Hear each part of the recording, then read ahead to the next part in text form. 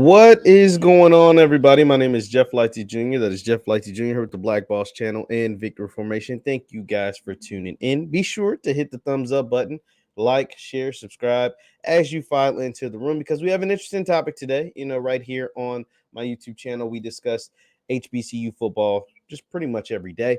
There's some news that have come out, some conference realigning that has taken place throughout the country. Team Hampton joining a new conference, this happening. Some Jackson State players are down playing in a Hawaii bowl game. But today I'm here not to talk about Jackson State because we talk about Jackson State and Deion Sanders, Coach Prime, all the time. But I'm here today to actually talk about Eddie Robinson. Eddie Robinson, the legendary Grambling State, Grambling College head coach that did it for 5 decades. That's right, 5 decades. A lot of you all may know a lot about Eddie Robinson, but folks of my generation, I don't think we give the credit and the flowers.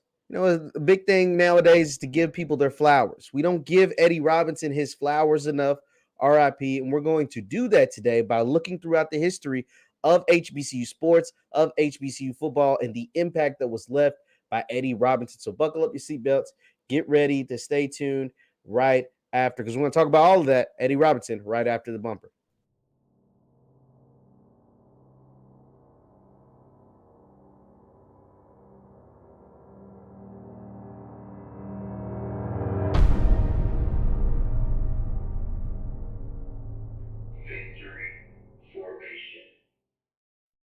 Hello, and welcome back. Welcome back to my YouTube channel. It's the Jeff Lighty Jr., the Black Boss channel, and Victory Formation. Now, today, like I said, we're going to be talking about the legend that is Eddie Robinson. Please leave in the chat, please leave in the comments your first memory, your first thought of head coach Eddie Robinson, of the Grambling football team, whatever that is. Please, your favorite player during that time. We're talking about a period of 5 decades, literally 57 years of head coach Eddie Robinson. Before there was a Deion Sanders, before there was Doug Williams as a head coach or Hugh Jackson or whoever, there was Eddie Robinson, Connell Maynor, Dooley, any of these guys, Dancy, Jerry Rice being interested. There was Eddie Robinson. Before there was Joe Paterno being a legendary coach or Nick Saban or any of these guys, there was Eddie Robinson. I don't think people understand the impact that not only Eddie Robinson had on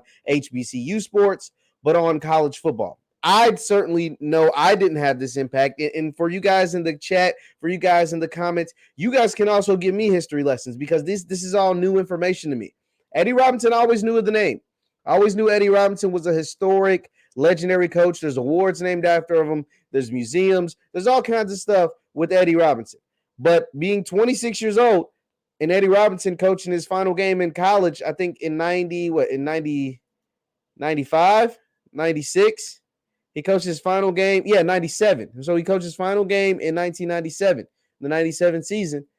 I'd be lying if I said I just had all this history and had all this knowledge of the greatness of Eddie Robinson. I'd be lying if I said that because that just simply isn't true. And so now what I'm going to do, because I have this platform, because I have this channel, I'm going to talk about Eddie Robinson because a lot of people don't know about the greatness of Eddie Robinson. If you're not from Louisiana, if you don't follow HBCU sports like a lot of you do, you guys just don't understand. Yes, CFL, he was the first superstar head coach before Deion Sanders, before Coach Prime. Coach Prime is kind of, he's a mogul. He's taking advantage of social media. He's taking advantage of his platform. He's taking advantage of his name. He's taking advantage of all these things to become what we call, he was a superstar player, he was a superstar personality, now he's a superstar head coach at the SWAC level. But Eddie Robinson was the first superstar head coach at the SWAC level decades before Coach Prime. So shout out to CFL, Marcus Johnson, Kyra Clark, Joseph Williams. Thank you all for tuning in. So we're going to actually pull up, which I didn't know this was a thing, the Eddie Robinson Museum website. So this is how legendary this man is. This man was the first coach in all of college football to reach 400 wins, and he has an actual museum. So we're going to go to the Eddie Robinson Museum website and read Read a little bit about the legend that is Eddie G. Robinson. It says, for legendary Grambling State University football coach Eddie G. Robinson, football has always been the driving force motivating one of the most successful men to have ever set foot on a football field. Coach Robinson spent 57 seasons consistently fielding stellar football teams and guiding his young charges to successful lives both on and off the gridiron. He has earned an unprecedented 408 wins. Let's think about this, guys. 408 wins to only 165 losses and 15 ties. So let's think about that number. 57 seasons as a head football coach. A lot of people don't make it to 57 years old. Like, let's just be honest. A lot of people don't even make it to 57 years old, let alone do one thing for 57 years. That is what Coach Robinson was able to do. Yeah, this ain't a diss. You're right, CFL. This ain't a diss to Coach Prime. This is just the facts. Eddie Robinson was the first legendary coach. He had 400 wins when people didn't think 400 wins was possible. You got to think the most games you can play in a college football season is 15. That's the very most. And that's now. Then it was probably closer to 12 or 13. So we're talking about 12 to 15 games, and you get 400 wins. Even if you win every single game, it's going to take decades. This man coached for 57 years. 57 years. He laid the foundation that he walked so guys like Deion Sanders and Hugh Jackson and Eddie George and all these other guys could fly. Because 57 years at one place at Grambling, that's crazy. That is insane. That is insane. Let's keep reading. More than 200 of his players went on to play in the National Football League, including Super Bowl 22 MVP quarterback Doug Williams, who would ultimately succeed Robinson at Grambling as the head coach in 1998. Though ultra successful, Coach Robinson has always remained humble, crediting his players, his family, his loving wife Doris, the media, and football fans from all over the world for making the name Eddie Robinson synonymous with the best that college football has to offer. Yo, this man, let's think about 57 seasons. I want to take a look at something. Now, we all know that Wikipedia ain't the best, you know what I'm saying? But they give us some context. Coach Eddie Robinson started coaching Grambling. I want to show you something because when I saw this, my jaw dropped and I couldn't believe what was going on. So Coach Eddie Robinson started coaching at Grambling in the 40s. Look at this. He started coaching at Grambling. He became the football coach in 1941. In 1943, he also became the basketball coach. So from 1943 to 56, I mean, last I checked, that's 13 years, guys. From 43 to 56, he not only was the head football coach, he was the head basketball coach at Grambling. He was not only the head football coach at Grambling, he was the head basketball coach. If you can't see what I'm reading, I'm looking over right here. So from 1941 to 1997, he coached at one place. That was Grambling. That, my friends, is remarkable. Like how in the world do you coach both the football and the basketball team at the same time? like that is just incredible. That alone is an incredible feat. And not only are you coaching these programs, you're racking up 400 wins. You're the first coach to reach 400 wins. Now, I think Paterno ended up getting 400 wins, but we kind of know what took place with Joe Paterno and Penn State. We don't have to dive into that, but we understand what took place for him to get those 400 wins, and it wasn't anything good. Let's just be honest. That's just that. Last I checked, there was no Joe Paterno scandals taking place at Grambling during the Eddie Robinson reign. We're talking about over 200 guys that made it to the NFL. I think over 180 of those men were actually drafted in the NFL draft. Eddie Robinson is a legend beyond legend. He also went on to win 9 black college, according to Wikipedia. Now, obviously, this isn't always factual, but 9 black college national championships, 17 SWAC titles. 9 black college national championships, 17 SWAC titles. Now, I love me some Coach Prime. I talk about Coach Prime almost every single day. But we understand what it takes to win 9 black college national championships and 17 SWAC titles, while also coaching the men's football team and the men's basketball team as the head coach. Yeah, Coach Robinson was different. like Coach Robinson was completely different. Like he was on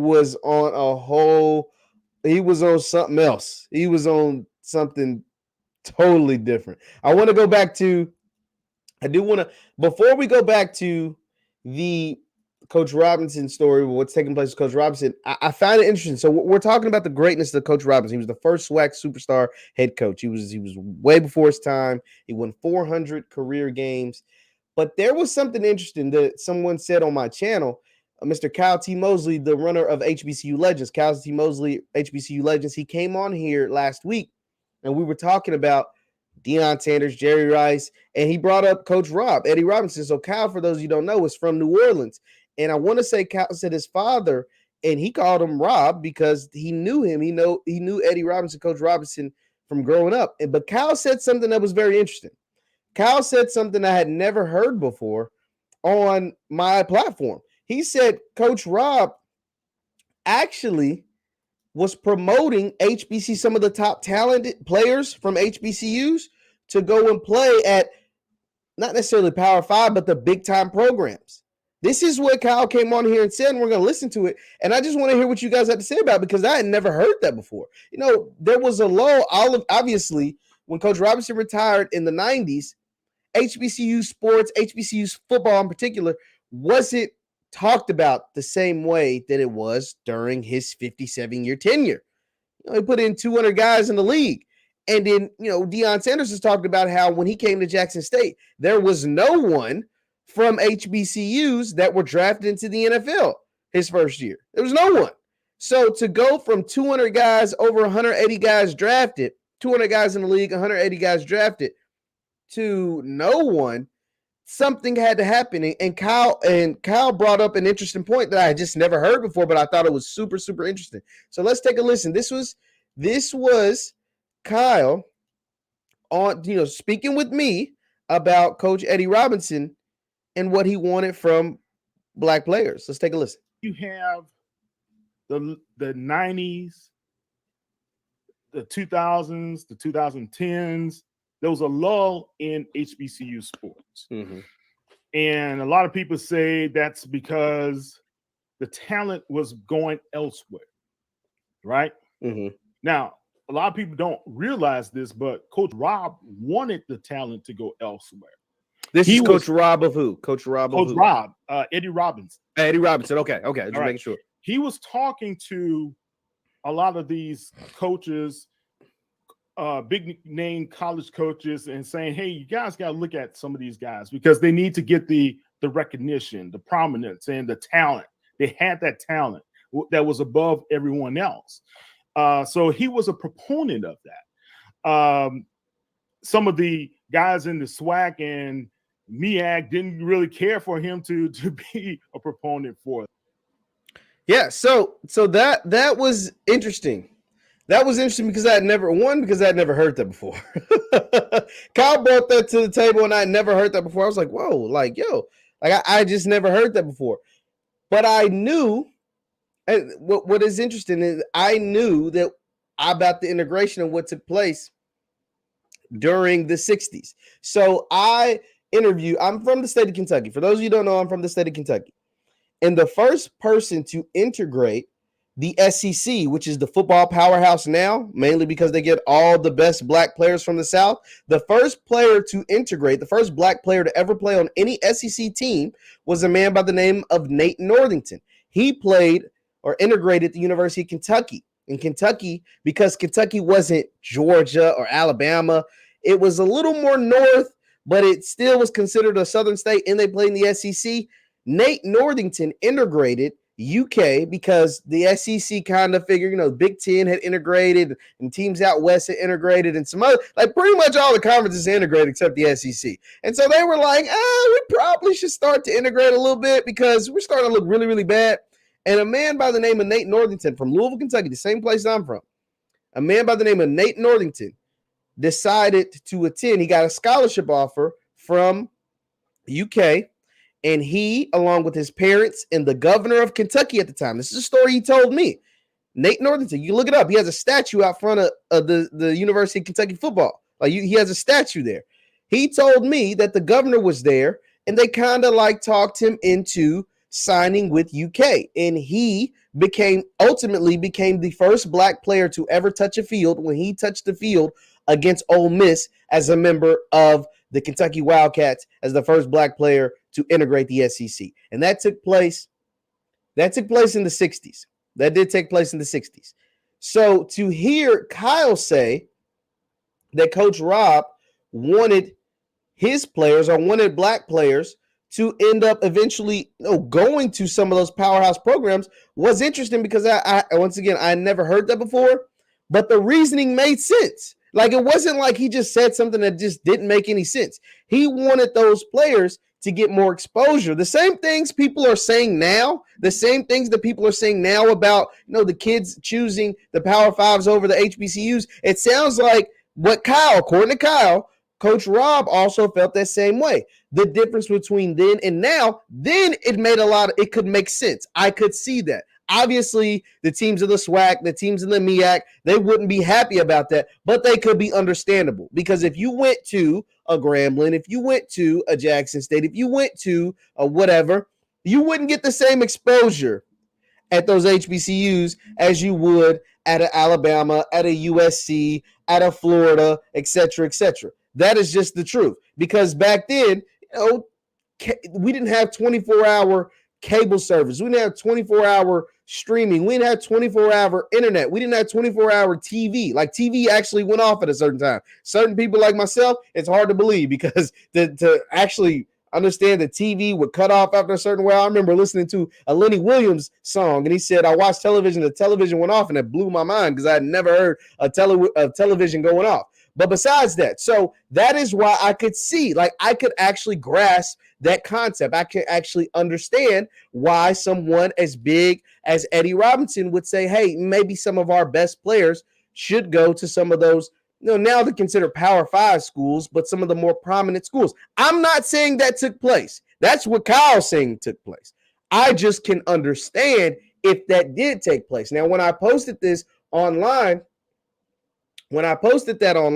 some people came and said, hey, that's not true. That's not true. That's not what Coach Eddie Robinson wanted. That's not what Coach Eddie Robinson stood for. I don't know it's true. I didn't talk to Eddie Robinson. RIP. I never got a chance to speak to him. But I could understand how that could take place. The difference between that then and this now is that there is a 24-hour sports cycle. There is a 24-hour news cycle. There are things like YouTube, Facebook, Instagram, Twitter, TikTok, Snapchat, whatever. There's a bunch of things for exposure. There are podcasts and network television and all kinds of cable networks and all kinds of stuff, streaming services that these players can get that same exposure. The same exposure that they can get in Alabama, you can get it at Jackson State. The same exposure you can get it at LSU, you can get it at Grambling or at a Southern or at a Mississippi Valley, et cetera, et cetera. So those are where the differences are.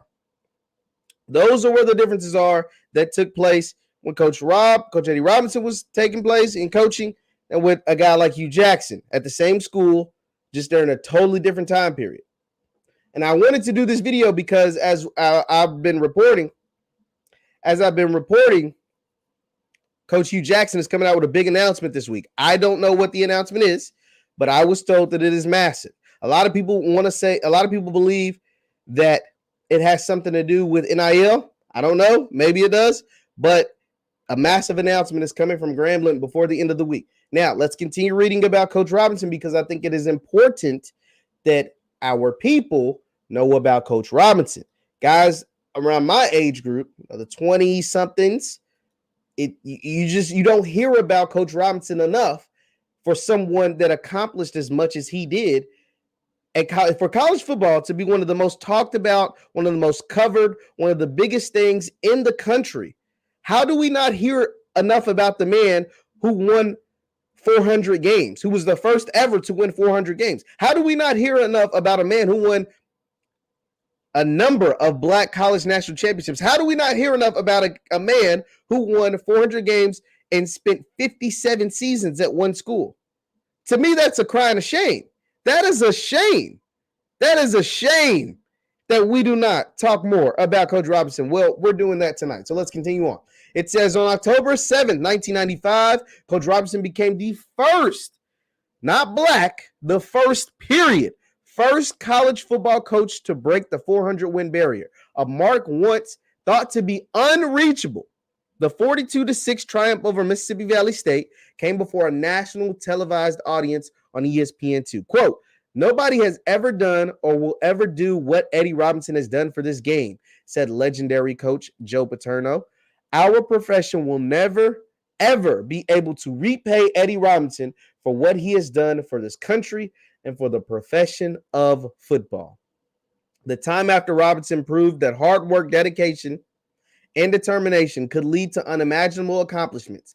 Neither of Coach Robinson's parents graduated from high school, but they encouraged their son's desire to stay in school and earn a college degree. A young Robinson moved on from high school to become a star quarterback at Leland College under Reuben Turner, a Baptist preacher who introduced Robin to the concept of a playbook and coaching clinics. With no coaching opportunities available following college, Robinson took a job in a Baton Rouge feed mill before learning from a relative that there was an opening for a football coach at Louisiana Negro Normal and Industrial Institute.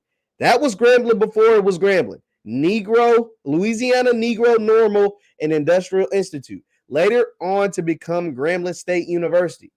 After an interview with school president, Dr. Ralph Waldo Emerson Jones, Robinson was chosen as the 6th head coach of the Tigers. It didn't take Coach Rob, as he affectionately known, long to prove his work. Following his initial season, Coach Robinson took command and dismissed some players who he felt were not living up to expectations. That's tough. Think about that. You come in at this school, at Grambling or Louisiana Negro Normal Industrial Institute, and you dismiss players as soon as you get there. Like it's pretty gutsy. It's pretty bold to come in there and dismiss guys, but if they weren't living up to the expectations, that what makes you a good coach. That is program foundation setting. As foundation setting for a program.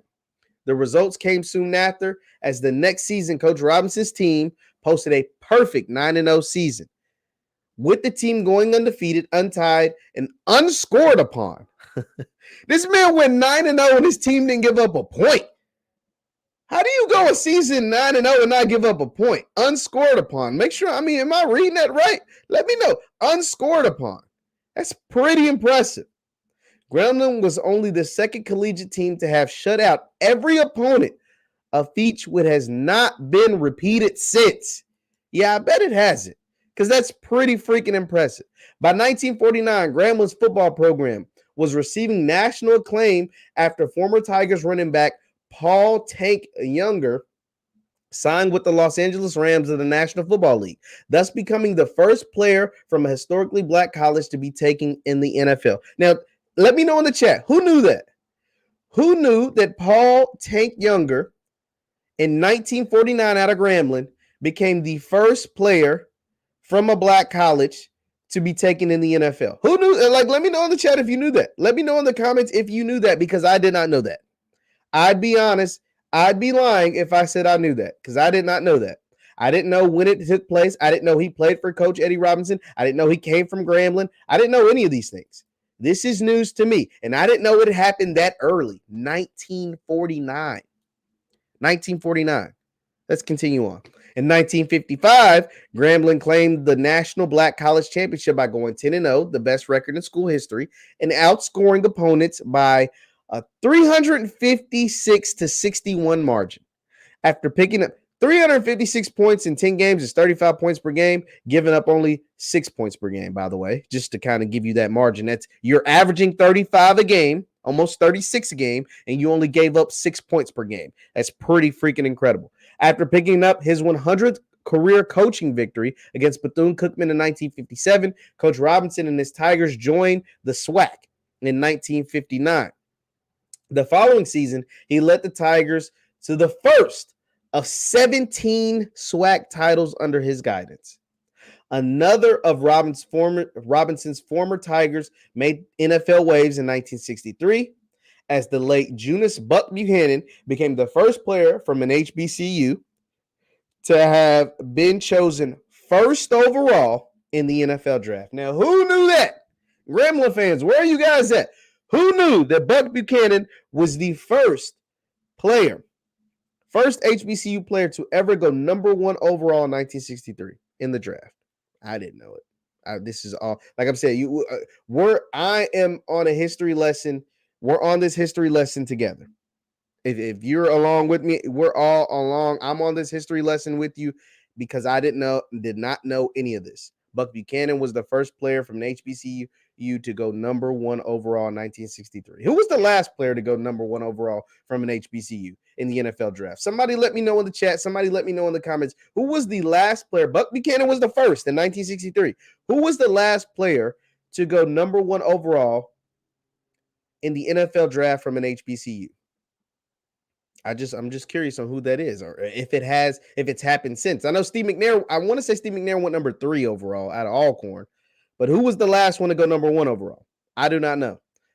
Let's continue on. By 1984, Coach Robinson was poised to become college football's winningest coach after surpassing Amos Alonzo Stagg with 314 coaching victories that year. He tied legendary Alabama coach Paul Bear Bryant 323 win mark with a 23-6 win over Oregon State, by the way, Power 5, by the way, before becoming the career wins leader the next week with a 27-7 victory over Prairie View A&M.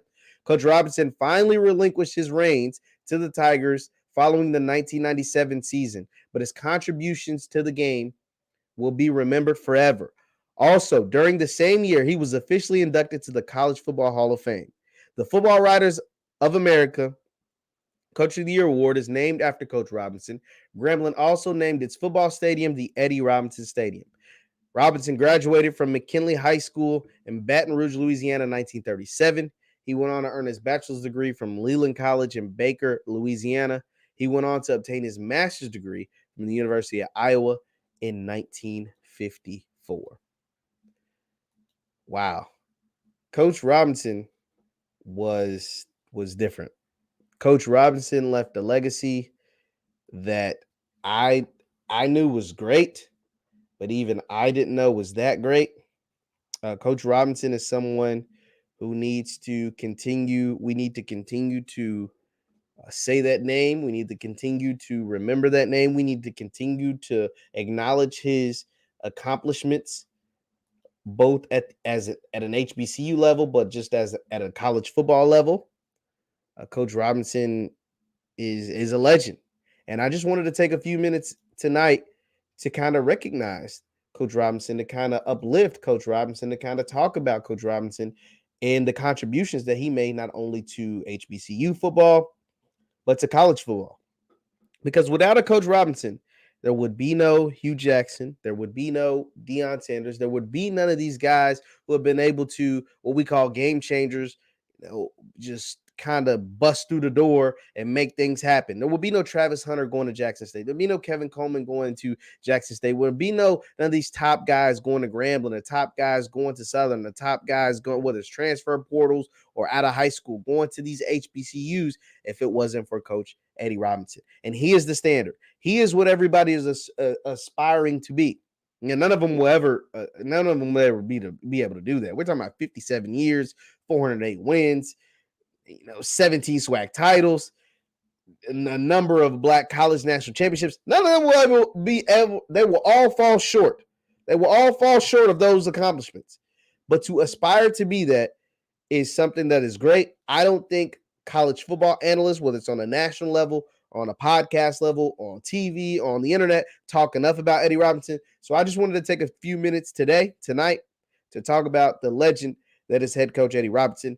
Leave your thoughts in the comments, your favorite memory of Grambling, your favorite memory of Coach Eddie Robinson, your favorite memory of his reign at Grambling and all the wins and the accomplishments and all the great things, from Doug Williams being the first black quarterback to win a Super Bowl, to Buck Buchanan being the first player drafted in the NFL, number 1 overall from an HBCU, to his other player being the first black player, Los Angeles Rams, 1949 in the NFL. Like, it's just, wow. Like, I just didn't know this stuff. Like, this is the stuff that we need to talk about more. These are the things that we need, that needs to be blasted more. These are the things that need to be spoken about more to everyone. And I'm just glad that I was able to read that and share with you some of the information that I learned. Once again, my name is Jeff Lightsey Jr. Thank you, Jeannie. Thank you for tuning in, because Coach Robinson, he doesn't get talked about enough. I get it. A lot of people understand he's associated with the greatness of Grambling, but it's not just about Grambling. It's not even just about HBCUs or the SWAC. This man impacted college football, period. And he was a great, like an all-time great. So thank you so much for tuning in. Be sure to hit the thumbs up button on your way out. Thank you, guys. And you can subscribe to my YouTube channel, Jeff Lightsey Jr., for more HBCU content, all things HBCU content, the Black Boss channel for all things Black men perspective. Thank you guys for tuning in. Hit the thumbs up button on your way out, and I will see you next time. Peace.